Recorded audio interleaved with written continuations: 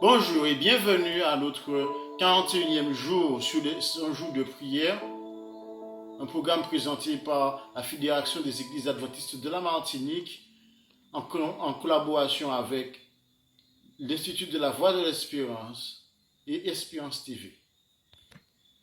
Le titre de la méditation d'aujourd'hui est « Le secret du Dieu secret ». Le secret du Dieu secret.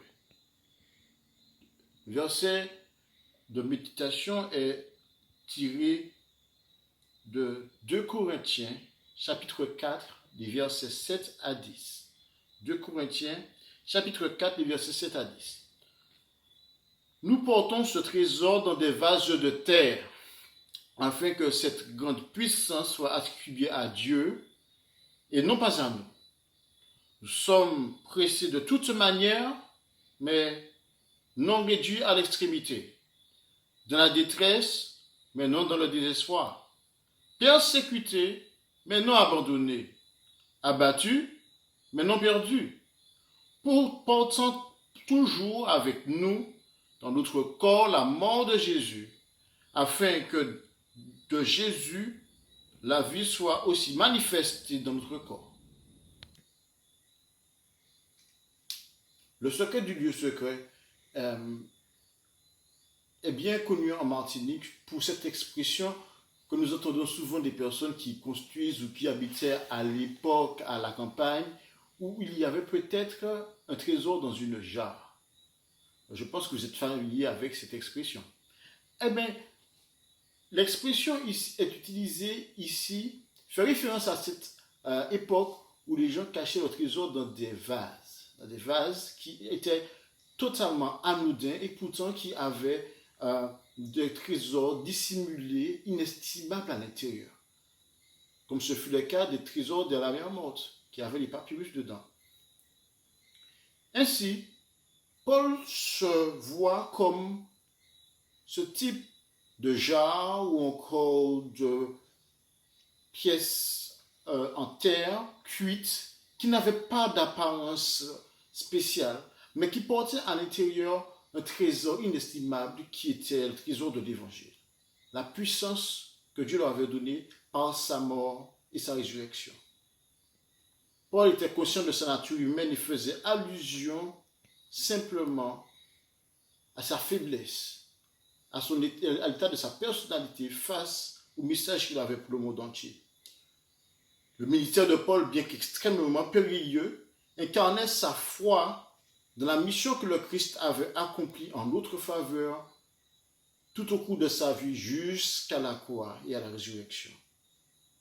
Voilà ce que nous dit Ellen White dans le livre La tragédie des siècles, page 220.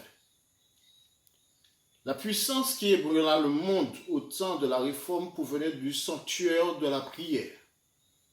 Dans une sainte assurance, les serviteurs de Dieu posèrent leurs pieds sur le rocher des promesses divines. Pendant la diète d'Augsbourg, Luther ne passa pas un jour sans consacrer à la prière 3 des meilleures heures de la journée.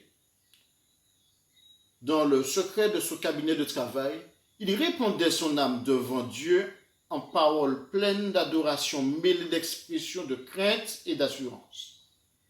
« Je sais que tu es notre Père et notre Dieu, disait le réformateur, et tu dissiperas les persécuteurs de tes enfants car tu es toi-même en danger avec nous.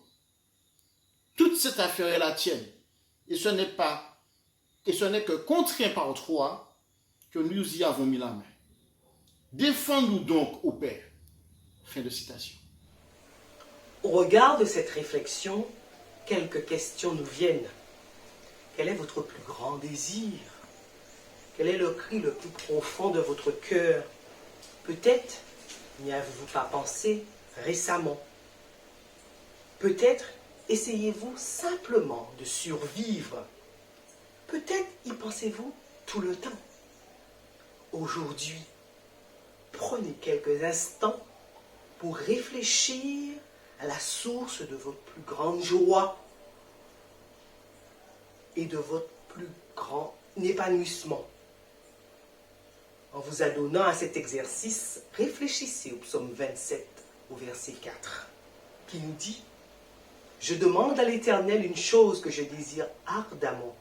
Je voudrais habiter toute ma vie dans la maison de l'Éternel pour contempler la magnificence de l'Éternel et pour admirer son temple. » Demandez à l'Éternel de vous donner un cœur profondément désireux de se tenir en sa présence. Tout comme le psalmiste, ayons confiance en celui qui est notre lumière et notre salut. Plus que jamais, en ces temps difficiles, nous ne devrions désirer qu'une chose, habiter dans la maison de notre Dieu, tout près de lui. Aujourd'hui, par la prière, nous pouvons y trouver un refuge, un abri sûr, et pas seulement lors des épreuves, mais tous les jours de notre vie. Avec cette ferme assurance, en ce matin, nous ne pouvons que nous réjouir. Alors, louons Dieu pour les membres et les églises adventistes qui lui ont demandé des moyens créatifs pour atteindre les communautés avoisinantes. Que Dieu réponde à ces prières par de nombreuses approches créatives. Prions pour les plus vulnérables d'entre nous. Je veux parler des personnes âgées ainsi que des enfants. Prions aussi pour que les membres d'église du monde entier aient la foi nécessaire pour créer des centres d'influence dans les villes environnantes. Prions surtout pour que la dernière puisse déverser l'Église, que l'œuvre soit achevée et que nous puissions enfin rentrer à la maison.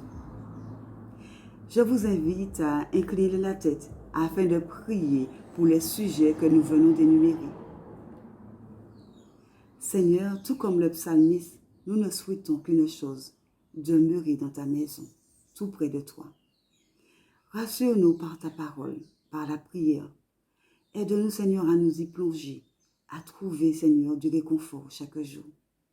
Nous te présentons, Seigneur, les différents sujets de prière. Que tu puisses, Seigneur, les exaucer selon ta volonté. Aide-nous, Seigneur, chaque jour à nous confier en toi et à te faire confiance. Nous te présentons cette journée et nous te demandons de la bénir. Bénis chacun de tes enfants. Nous t'avons prié en Jésus et pour ta gloire. Amen. Nous vous remercions d'avoir passé ces quelques instants en notre compagnie et nous vous disons à très bientôt.